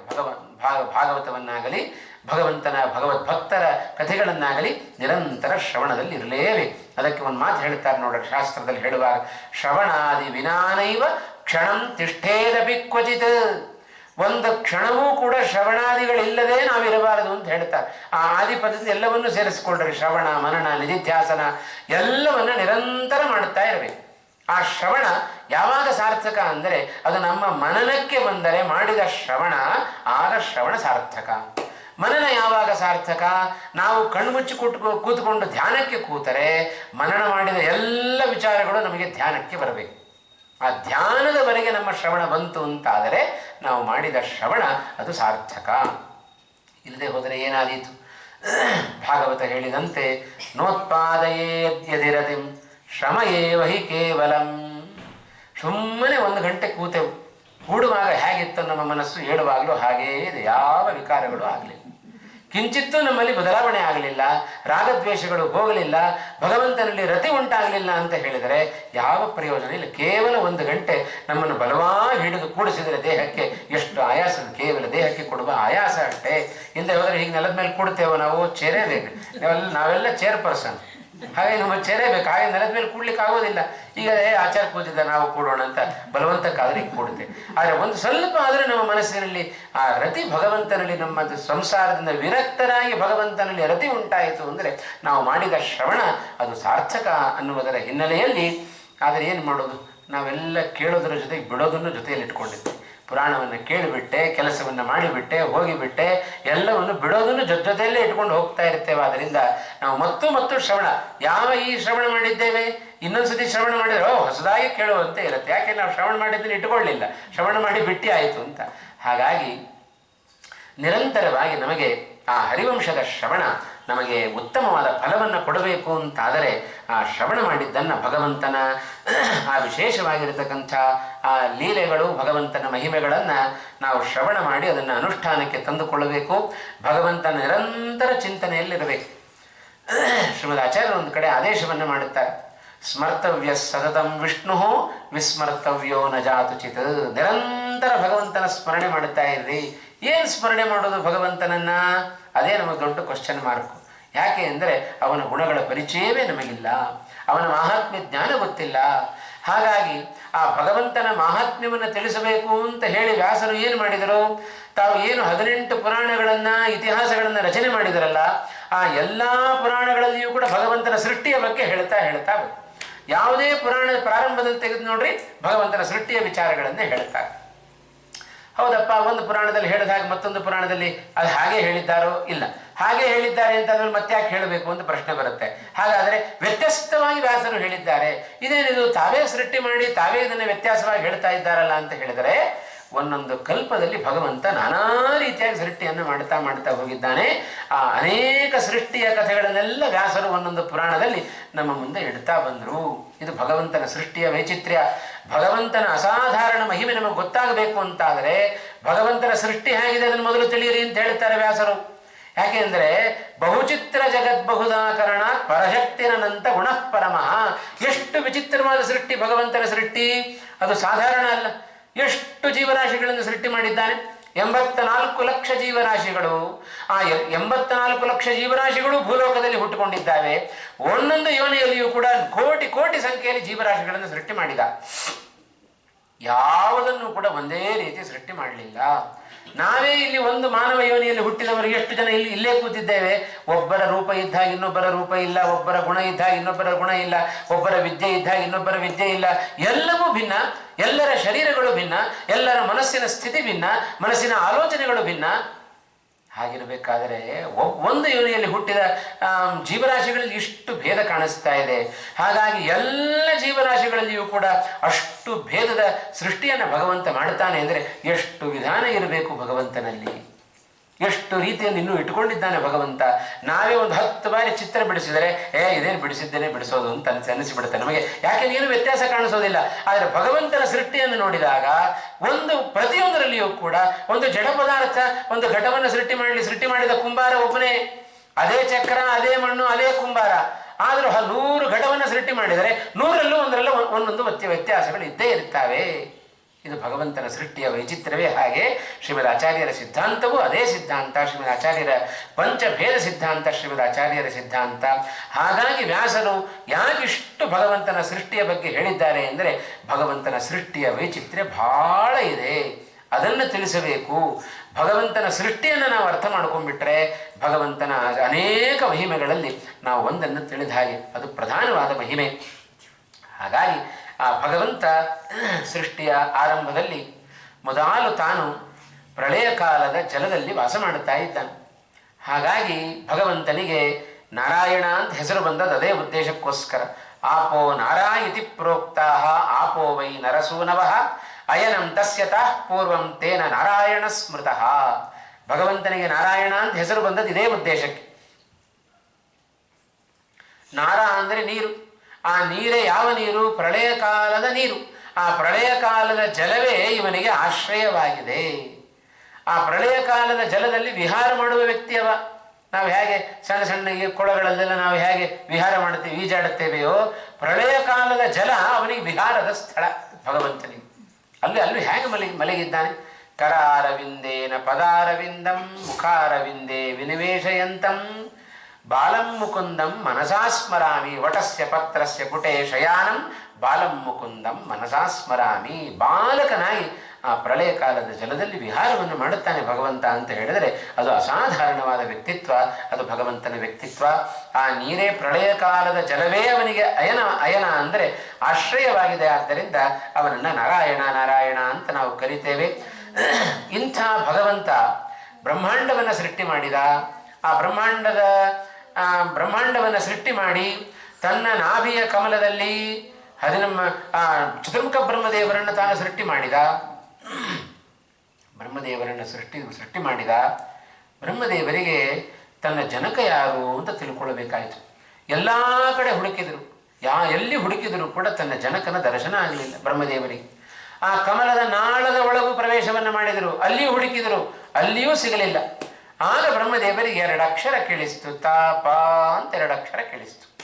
ಓಹೋ, ತಪಸ್ಸನ್ನು ಮಾಡಿದರೆ ಭಗವಂತ ಒಲಿತಾನೆ ಅಂತ ಹೇಳಿ ತಮ್ಮ ಆಯುಷ್ಯದ 100 ವರ್ಷದ ಆಯುಷ್ಯದಲ್ಲಿ 50 ವರ್ಷಗಳ ಕಾಲ ಚತುರ್ಮುಖ ಬ್ರಹ್ಮದೇವರು ತಾವು ತಪಸ್ಸಿನಲ್ಲಿಯೇ ಕಳೆದು ಬಿಟ್ರು. ಎಷ್ಟು ಬ್ರಹ್ಮದೇವರ ಆಯುಷ್ಯ ಬಹಳ ಅನೇಕ ಕಡೆಗಳಲ್ಲಿ ಬಂದಿದೆ. ಪ್ರಸಂಗವಶಾತ್ ಅದನ್ನು ಒಮ್ಮೆ ನಾವು ನೆನಪಿಸಿಕೊಳ್ಳೋಣ. ಬ್ರಹ್ಮದೇವರ ದಿನ ಬಹಳ ವಿಚಿತ್ರ. ಬ್ರಹ್ಮದೇವರ ಆಯುಷ್ಯ ನಮಗೆ ಒಂದು ದಿನ ಕಳಿಬೇಕು, 24 ಗಂಟೆ ಕಳೆದರಾಯಿತು. ಬ್ರಹ್ಮದೇವರಿಗೆ ಅದೇ ಒಂದು ದಿನ ಕಳಿಬೇಕು ಅಂತಾದರೆ 28 ಬಾರಿ ಚತುರ್ಯುಗಗಳು ಕಳೆದರೆ ಆಗ ಬ್ರಹ್ಮದೇವರಿಗೆ ಒಂದು ದಿನ. ಬ್ರಹ್ಮದೇವರ ಒಂದು ಹಗಲು ಕಳಿಬೇಕು ಅಂತಾದರೆ 14 ಮನ್ವಂತರಗಳು ಕಳಿಬೇಕು. ಒಂದು ಮನ್ವಂತರ ಕಳಿಬೇಕು ಅಂತಾದರೆ 71 ಚತುರ್ಯುಗಗಳು ಮಹಾಯುಗಗಳು ಕಳೆದರೆ ಒಂದು ಮನ್ವಂತರ. ಒಂದು ಚತುರ್ಯುಗ ಅಂತ ಹೇಳಿದರೆ ಕೃತತ್ರೇತ ದ್ವಾಪರ ಕಲಿ 4 ಯುಗಗಳು ಕಳೆದರೆ ಒಂದು ಮಹಾಯುಗ. ಅಂಥ ಮಹಾಯುಗಗಳು 71 ಬಾರಿ ಕಳೆದರೆ ಒಂದು ಮನ್ವಂತರ. ಅಂಥ ಮನ್ವಂತರಗಳು 14 ಕಳೆದರೆ ಬ್ರಹ್ಮದೇವರಿಗೆ ಒಂದು ಹಗಲು. ಮತ್ತೆ ಅಷ್ಟೇ 14 ಬಾರಿ ಮನ್ವಂತರಗಳು ಕಳೆದರೆ ಆಗ ಬ್ರಹ್ಮದೇವರಿಗೆ ಒಂದು ರಾತ್ರಿ. ಈ ಒಟ್ಟು 28 ಬಾರಿ ಮನ್ವಂತರಗಳು ಕಳಿತು ಅಂತಾದರೆ ಬ್ರಹ್ಮದೇವರಿಗೆ ಒಂದು ದಿನ ಕಳೆದ ಹಾಗೆ. ಇಂಥ ದಿನಗಳು ಪಕ್ಷ ಆಗಬೇಕು, ಪಕ್ಷ ಇದ್ದದ್ದು ಮಾಸ ಆಗಬೇಕು, ಮಾಸ ಇದ್ದದ್ದು ಅಯನ ಆಗಬೇಕು, ಅಯನ ಇದ್ದದ್ದು ವತ್ಸರ ಆಗಬೇಕು. ಇಂಥ ಸಂವತ್ಸರಗಳು 100 ಕಳೆದರೆ ಆಗ ಬ್ರಹ್ಮದೇವರ ಆಯುಷ್ಯ ಪರಿಪೂರ್ಣ ಆಯಿತು ಅಂತ ಅರ್ಥ. ಇಂಥ ಆಯುಷ್ಯದಲ್ಲಿ ಬ್ರಹ್ಮದೇವರು, ಹಾಗಾಗಿ ನಾವು ಸಂಕಲ್ಪ ಮಾಡುವಾಗ ದ್ವಿತೀಯ ಪರಾರ್ಧೆ ಅಂತ ನಾವು ಹೇಳುತ್ತೇವೆ. ಬ್ರಹ್ಮದೇವರ ಪ್ರಥಮ ಪರಾರ್ಧ ಪೂರ್ತಿ ಅವರ ತಪಸ್ಸಿನಲ್ಲಿ ಕಳೆದು ಬಿಟ್ಟರು. ಎಷ್ಟು ದೊಡ್ಡ ಯೋಗ್ಯತೆ ಚತುರ್ಮುಖ ಬ್ರಹ್ಮದೇವರ ಯೋಗ್ಯತೆ. ಹಾಗಾಗಿ ನಮಗೆ ನಾವೆಷ್ಟು ನಮ್ಮ ಸಾಧನೆಯೋ ಸಾಧನೆಗೆ ಅನುಗುಣವಾದ ಫಲ. ಸ್ವಲ್ಪೇ ತಪಸ್ಸು ಮಾಡಿದರೆ ಸ್ವಲ್ಪೇ ಫಲ ಕೊಡ್ತಾನೆ. ಹಾಗಾಗಿ ಚತುರ್ಮುಖ ಬ್ರಹ್ಮದೇವರಿಗೆ ವಾಯುದೇವರಿಗೆಲ್ಲ ಸಾಯುಜ್ಯ ಮೋಕ್ಷ ಕೊಟ್ಟು ಬಿಡ್ತಾನೆ ಭಗವಂತ. ಯಾಕೆ ಅಂದರೆ ಅವರ ತಪಸ್ಸು ಅಷ್ಟೇ ಉತ್ತಮವಾದ ತಪಸ್ಸು. ನಾವೆಷ್ಟು ಕೃಷಿ ಮಾಡುತ್ತೇವೆಯೋ, ಎಷ್ಟು ಕಷ್ಟಪಡುತ್ತೇವೆಯೋ ಅಷ್ಟು ನಮಗೆ ಉತ್ತಮವಾದ ಫಲ. ಹಾಗಾಗಿ ವಿಶೇಷವಾದ ಆ ಬ್ರಹ್ಮದೇವರ ತಪಸ್ಸು, ಅಷ್ಟು ವರ್ಷಗಳ ಕಾಲ ತಪಸ್ಸನ್ನು ತಾವು ಆಚರಣೆ ಮಾಡಿದರು. ಆಚರಣೆ ಮಾಡಿ ಆ ಭಗವಂತನ ಸಾಕ್ಷಾತ್ಕಾರ ಆಯಿತು. ಭಗವಂತನ ಸಾಕ್ಷಾತ್ಕಾರ ಆದ ನಂತರ ಚತುರ್ಮುಖ ಬ್ರಹ್ಮದೇವರಿಗೆ ಭಗವಂತ ಆದೇಶವನ್ನು ಮಾಡಿದ, ಇದು ನನ್ನ ಸೃಷ್ಟಿಯ ಕಾಲ, ಹಾಗಾಗಿ ಬ್ರಹ್ಮಾಂಡದ ಒಳಗೆ ನೀವೆಲ್ಲರನ್ನು ಸೃಷ್ಟಿ ಮಾಡ್ರಿ. ಭಗವಂತ ಆ ಚತುರ್ಮುಖ ಬ್ರಹ್ಮದೇವರಿಗೆ ತಾನು ಆದೇಶವನ್ನು ಮಾಡಿದ. ತತ್ರ ಕಾಲಂ ಮನೋ ವಾಚಂ ಕಾಮಂ ಕ್ರೋಧಮಥೋ ರತಿಂ ಸಸರ್ಜ ಸೃಷ್ಟಿಂ ತದ್ರೂಪಾಂ ಸೃಷ್ಟುಮಿಚ್ಛನ್ ಪ್ರಜಾಪತಿಂ ಮರೀಚಿ ಮತ್ಸ್ಯಂಗಿರಸಂ ಅಂಗಿರಸಂ ಪುಲಸ್ತ್ಯಂ ಪುಲಹಂ ಕ್ರತುಂ ವಸಿಷ್ಠಂಚ ಮಹಾತೇಜಾಃ ಸೋಸೃಜತ್ ಸಪ್ತ ಮಾನಸಾನ್ ಸಪ್ತ ಬ್ರಹ್ಮಾಣ ಇತ್ಯೇತೆ ಪುರಾಣೇ ನಿಶ್ಚಯಂಗತಾಃ ನಾರಾಯಣಾತ್ಮಕಾನಾಂ ವೈ ಸಪ್ತಾನಾಂ ಬ್ರಹ್ಮಜನ್ಮನಾಂ. ಪ್ರಾರಂಭದಲ್ಲಿ ಚತುರ್ಮುಖ ಬ್ರಹ್ಮದೇವರು ಆ ಭಗವಂತನ ಆದೇಶಕ್ಕೆ ಒಳಪಟ್ಟು ಬ್ರಹ್ಮಾಂಡದಲ್ಲಿ ಕಾಲಕ್ಕೆ, ಮನಸ್ಸಿಗೆ, ವಾಕಿಗೆ, ಕಾಮಕ್ಕೆ, ಕ್ರೋಧಕ್ಕೆ ಈ ಎಲ್ಲ ಅಭಿಮಾನಿಗಳನ್ನು ಮೊದಲು ಸೃಷ್ಟಿ ಮಾಡಿದರಂತೆ. ನಂತರದಲ್ಲಿ ಸಪ್ತ ಋಷಿಗಳನ್ನು ಸೃಷ್ಟಿ ಮಾಡಿದರು. ಅವರೇ ಸಪ್ತ ಋಷಿಗಳು, ಬಹಳ ಪ್ರಸಿದ್ಧರಾದವರು, ಪುರಾಣ ಪ್ರಸಿದ್ಧರಾದವರು. ಮರೀಚಿ, ಅತ್ರಿ, ಅಂಗಿರಸ, ಪುಲಸ್ತ್ಯ, ಪುಲಹ, ಕ್ರತು, ವಸಿಷ್ಠ ಎಂಬುದಾಗಿ ಮಹಾ ತೇಜಸ್ವಿಗಳಾಗಿರತಕ್ಕಂತಹ 7 ಜನ ಪುತ್ರರನ್ನ ಚತುರ್ಮುಖ ಬ್ರಹ್ಮದೇವರು ತಮ್ಮ ಮನಸ್ಸಿನಿಂದಲೇ ಸೃಷ್ಟಿ ಮಾಡಿಬಿಟ್ರಂತೆ. ಬ್ರಹ್ಮದೇವರ ಸೃಷ್ಟಿ ಬಹಳ ವಿಚಿತ್ರ. ನಂತರದಲ್ಲಿ 7 ಜನ ಋಷಿಗಳ ಸೃಷ್ಟಿ ಆಯಿತು. 7 ಜನ ಋಷಿಗಳ ಸೃಷ್ಟಿಯ ನಂತರ ಅದೇ ಚತುರ್ಮುಖ ಬ್ರಹ್ಮದೇವರು ಮನಸ್ಸಿನಿಂದ ಸನಕಾದಿಗಳನ್ನು ಸೃಷ್ಟಿ ಮಾಡಿದರು. ಸನಕಾದಿಗಳನ್ನು ಸೃಷ್ಟಿ ಮಾಡಿ ನೀವೆಲ್ಲ ಅವರಿಗೆ ಹೇಳಿದರು, ಮುಂದಿನ ಸೃಷ್ಟಿಯನ್ನು ನೀವು ಮಾಡಬೇಕು. ತನ್ನೈಚ್ಛನ್ ಮೋಕ್ಷ ಧರ್ಮಾಣ, ನೀವು ಸೃಷ್ಟಿ ಮಾಡ್ರಿ ಅಂತ ಹೇಳಿದರೆ ಆ ಸನಕಾದಿಗಳೆಲ್ಲ ಹೇಳಿಬಿಟ್ರು, ಸೃಷ್ಟಿ ಮಾಡುತ್ತಾ ಕೂತರೆ ನಮ್ಮ ಮೋಕ್ಷಕ್ಕದು ಪ್ರತಿಬಂಧಕ ಆಗಿಬಿಡುತ್ತೆ, ಹಾಗಾಗಿ ನಾವು ಸೃಷ್ಟಿಯ ಕಾರ್ಯದಲ್ಲಿ ತೊಡಗೋದೆಲ್ಲ ತಪಸ್ಸು ಮಾಡುತ್ತೇವೆ ಅಂತ ಹೋಗಿಬಿಟ್ರು. ಬ್ರಹ್ಮದೇವರಿಗೆ ಕೋಪ ಬಂತು. ಕೋಪ ಬಂದಾಗ ಅವರ ಭ್ರೂಮಧ್ಯದಿಂದ ಒಬ್ಬ ಬಾಲಕ ಹುಟ್ಟಿದ ಕೂಡಲೇ ಅಳ್ಳಿಗೆ ಶುರು ಮಾಡಿದ. ಆದ್ದರಿಂದಲೇ ಅವರಿಗೆ ರುದ್ರ ಅಂತ ಹೆಸರು ಬಂದದ್ದು. ರುದ್ರದೇವರ ಸೃಷ್ಟಿ ಆಯಿತು. ಕ್ರೋಧಕ್ಕೆ ಅಭಿಮಾನಿಗಳಾದರು. ಹೀಗೆ ಅನೇಕ ಜನ ದೇವತೆಗಳನ್ನೆಲ್ಲ ಆ ಭ್ರೂಮಧ್ಯದಿಂದ ಸೃಷ್ಟಿ ಮಾಡಿದರು. ಮನಸ್ಸಿನಿಂದ ಕೆಲವರನ್ನು ಸೃಷ್ಟಿ ಮಾಡಿದರು. ಮನಸ್ಸಿನಿಂದ ಇವರಿಷ್ಟೇ ಜನ ಅಲ್ಲ, ನಾರದರು ಹುಟ್ಟುಕೊಂಡರು, ಸ್ಕಂದನೂ ಹುಟ್ಟಿಕೊಂಡ. ಇವರೆಲ್ಲ ಬ್ರಹ್ಮದೇವರಿಗೆ ಮಾನಸ ಪುತ್ರರು ಅಂತಲೇ ಕರೆಸಿಕೊಡುತ್ತಾರೆ. ಆದರೆ ಇವರೆಲ್ಲರಲ್ಲಿಯೂ ಕೂಡ ಸನತ್ ಕುಮಾರರು ಬಹಳ ಜ್ಞಾನಿಶ್ರೇಷ್ಠರಾಗಿ ಹೊರಹೊಮ್ಮಿದವರು ಅವರು ಸನತ್ ಕುಮಾರರು. ಹೀಗೆಲ್ಲ ಅನೇಕರನ್ನು ಸೃಷ್ಟಿ ಮಾಡಿದ ಚತುರ್ಮುಖ ಬ್ರಹ್ಮದೇವರು ಇಷ್ಟೆಲ್ಲ ಸೃಷ್ಟಿ ಮಾಡಿದರೂ ಕೂಡ ಸೃಷ್ಟಿಯ ಕಾರ್ಯ ಮಾತ್ರ ಬಹಳ ಫಾಸ್ಟಾಗಿ ಹೋಗ್ತಾ ಇಲ್ಲ. ಏನು ಮಾಡೋದು, ಬಹಳ ಮಂದಗತಿಯಲ್ಲಿ ಸಾಗುತ್ತಾ ಇದೆ. ಅದಕ್ಕೋಸ್ಕರ ಬ್ರಹ್ಮದೇವರು ತಾವು ಆಲೋಚನೆಯನ್ನು ಮಾಡಿ ಮಿಥುನ ಸೃಷ್ಟಿ ಆಗಬೇಕು, ಅದರ ಮೂಲಕವಾಗಿ ಈ ಒಂದು ಸೃಷ್ಟಿ ಬೆಳಿಬೇಕು, ಜಗತ್ತು ಬೆಳಿಬೇಕು, ಎಲ್ಲ ಕಡೆಯೂ ಕೂಡ ಮಾನವರು ತುಂಬಬೇಕು ಅನ್ನುವ ಇಚ್ಛೆಯಿಂದ ಬ್ರಹ್ಮದೇವರು ತಮ್ಮ ಬಲಭಾಗದಿಂದ ಸ್ವಯಂಭುವ ಮನುವನ್ನು ಸೃಷ್ಟಿ ಮಾಡಿದರು. ಎಡಭಾಗದಿಂದ ಶತರೂಪಾದೇವಿಯನ್ನು ಸೃಷ್ಟಿ ಮಾಡಿದರು. ಅವರಿಬ್ಬರಿಗೂ ವಿವಾಹ ಮಾಡಿಸಿದರು. ನಿಮ್ಮ ಮೂಲಕ ಮಿಥುನ ಸೃಷ್ಟಿ ಪ್ರಾರಂಭ ಆಗಲಿ ಅಂತ ಸ್ವಯಂಭುವ ಮನು ಒಪ್ಪಿಕೊಂಡ. ಪಾಪ ಒಪ್ಪಿಕೊಂಡು ಸೃಷ್ಟಿ ಮಾಡಬೇಕು. ಅವನಿಂದ ಹುಟ್ಟಿದವರಾದ್ದರಿಂದಲೇ ನಾವೆಲ್ಲ ಇವತ್ತು ಮಾನವರು ಅಂತ ಕರೆಸಿಕೊಂಡಿದ್ದೆ. ಇಡೀ ಜಗತ್ತು ಈ ಶತರೂಪಾದೇವಿ ಮತ್ತು ಶತರೂಪಾದೇವಿ ಮತ್ತು ಸ್ವಯಂಭುವ ಮನು ಇವರಿಬ್ಬರಿಂದ ಹುಟ್ಟಿಕೊಂಡ ಸಂತಾನ ಇಡೀ ಭೂಮಿಯನ್ನು, ಸ್ವರ್ಗವನ್ನೆಲ್ಲ ವ್ಯಾಪಿಸಿಬಿಡ್ತು.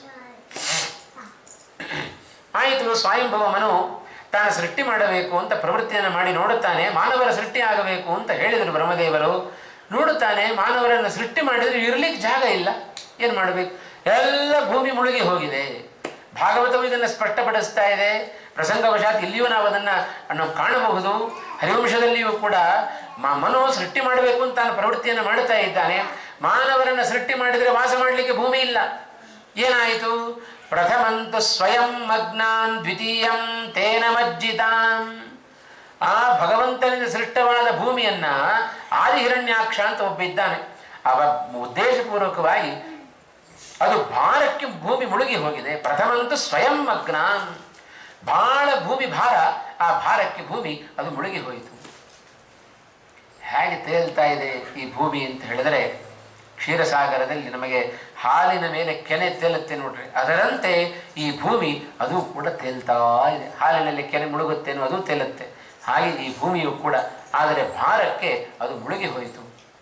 ಸ್ವಯಂಭೂಮನು ಪ್ರಾರ್ಥನೆ ಮಾಡಿಕೊಂಡ ಬ್ರಹ್ಮದೇವರ ಬಳಿಯಲ್ಲಿ, ಬ್ರಹ್ಮದೇವರು ಭಗವಂತನ ಬಳಿಯಲ್ಲಿ ಪ್ರಾರ್ಥನೆ ಮಾಡಿಕೊಂಡ್ರು. ಆಗ ಭಗವಂತ ಚತುರ್ಮುಖ ಬ್ರಹ್ಮದೇವರ ಮೂಗಿನಿಂದ ತಾನು ವರಾಹ ರೂಪನಾಗಿ ತಾನು ಅವತಾರವನ್ನು ಮಾಡಿದ.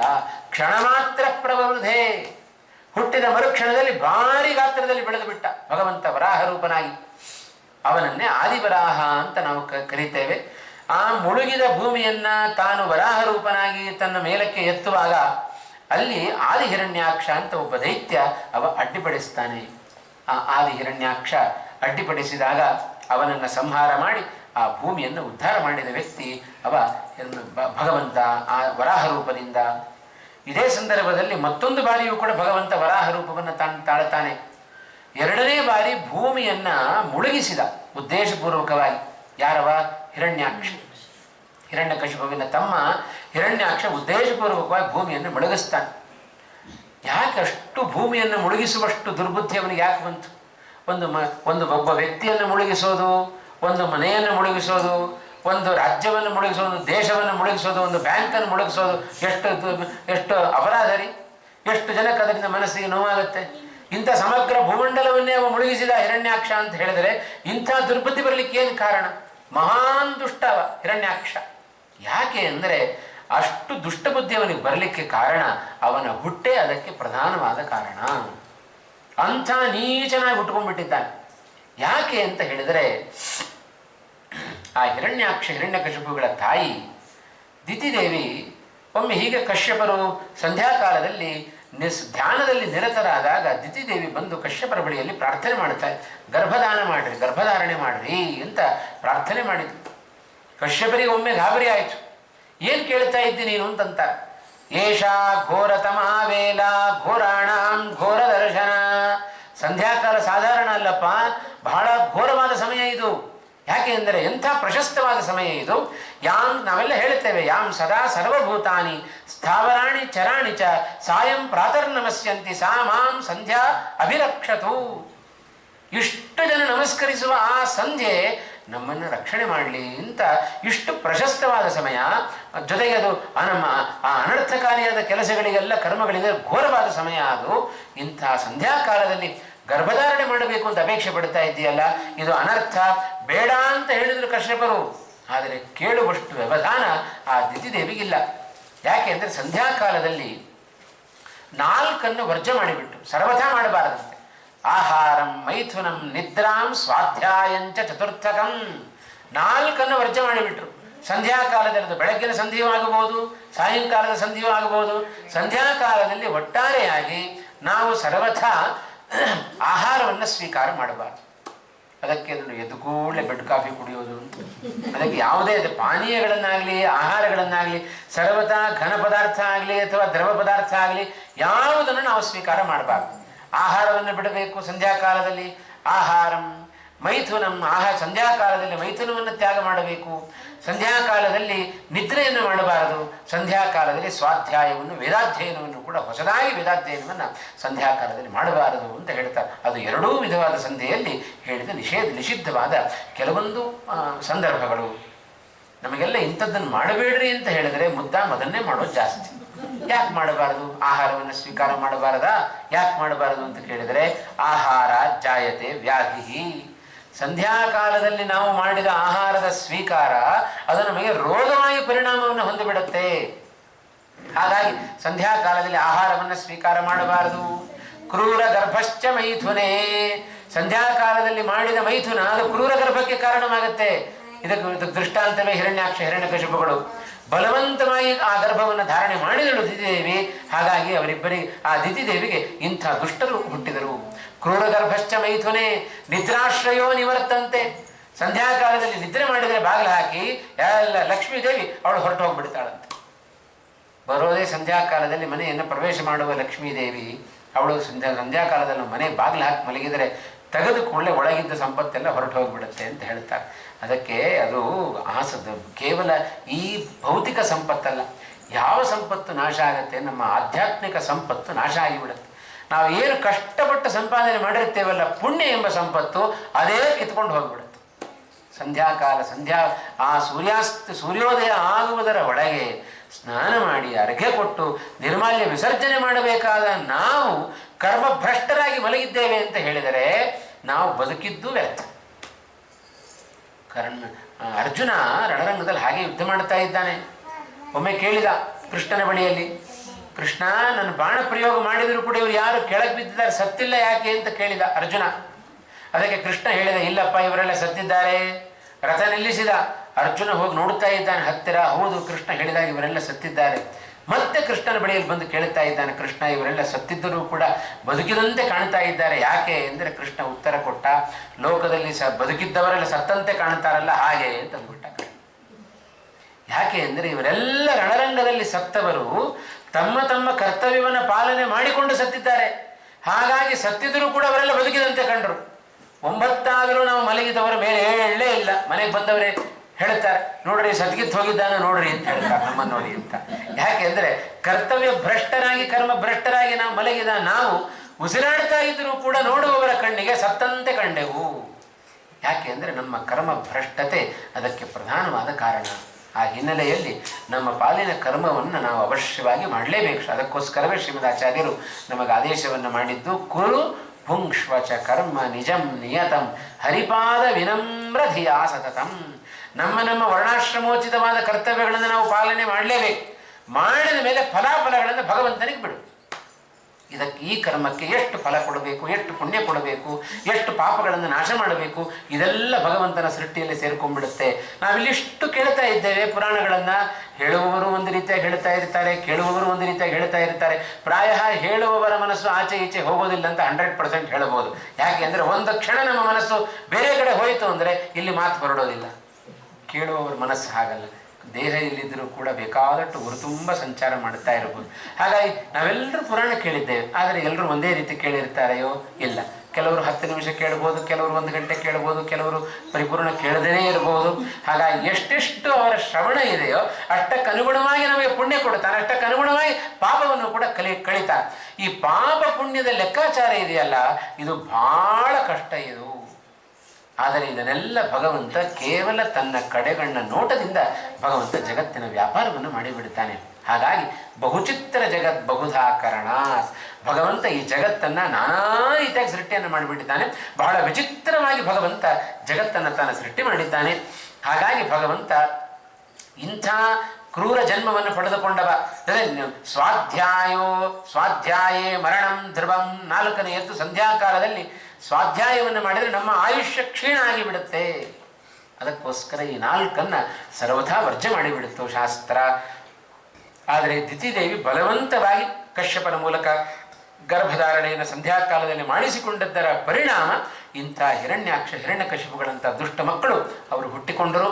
ಹಾಗಾಗಿ ಬಲಾತ್ಕಾರವಾಗಿ ಉದ್ದೇಶಪೂರ್ವಕವಾಗಿ ಈ ಭೂಮಿಯನ್ನು ಮುಳುಗಿಸಿದ ಹಿರಣ್ಯಾಕ್ಷ.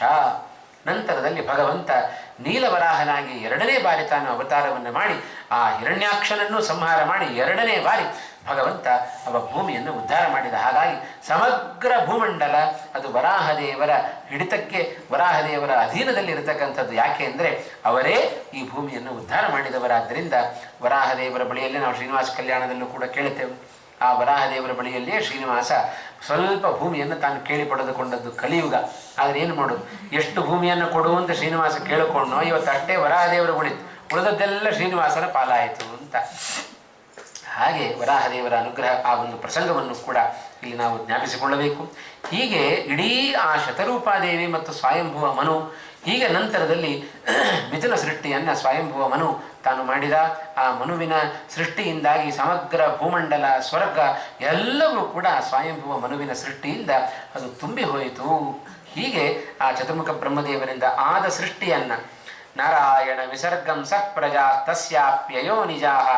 ಇಂಥ ಸೃಷ್ಟಿಯನ್ನು ನಾವು ಕೇಳಿದೆವು ಅಂತಾದರೆ ಆಯುಷ್ಮಾನ್ ಕೀರ್ತಿಮಾನ್ ಧನ್ಯ ಪ್ರಜಾವಾನ್ ಶ್ರುತವಾಂಸ್ತಥ ಆದಿಸರ್ಗಂ ವಿದಿತ್ವೇಮಂ ಯಥೇಷ್ಟಾಂ ಗತಿಮಾಪ್ನುಯಾತ್.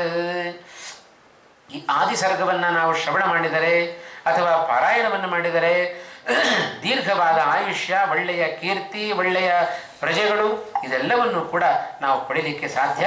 ಇದೆಲ್ಲವನ್ನು ಪಡೆದು ಆ ಹರಿಭಕ್ತಿ ಮೊದಲಾದವುಗಳನ್ನು ಪಡೆದು ಆ ವ್ಯಕ್ತಿ ಮುಂದೆ ಉತ್ತಮವಾದ ಗತಿಯನ್ನು ಕೂಡ ತಾನು ಪಡೆದುಕೊಳ್ಳುತ್ತಾನೆ ಅನ್ನುವ ಅಂಶವನ್ನು ಕೂಡ ಇಲ್ಲಿ ತಿಳಿಸಿದರು. ಇದು ಆದಿಸರ್ಗದ ಸೃಷ್ಟಿಯ ಮಹಿಮೆಯನ್ನು ನಾವು ಶ್ರವಣ ಮಾಡಿದರೆ ಅದರಿಂದ ಸಿಗತಕ್ಕಂಥ ಲಾಭ.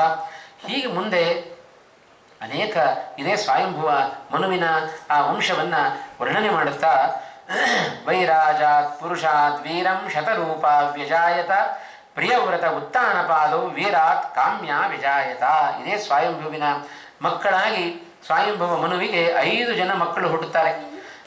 ದೇವಹೂತಿ, ಪ್ರಸೂತಿ, ಆಕೂತಿ ಎಂಬುದಾಗಿ 3 ಜನ ಹೆಣ್ಣು ಮಕ್ಕಳು, ಪ್ರಿಯವ್ರತ ಮತ್ತು ಉತ್ತಾನಪಾದ ಅನ್ನುವ 2 ಗಂಡು ಮಕ್ಕಳನ್ನು ಆ ಪ್ರಿಯವ್ರತ ಸ್ವಯಂಭುವ ಮನು ತಾನು ಪಡೆದುಕೊಳ್ಳುತ್ತಾನೆ.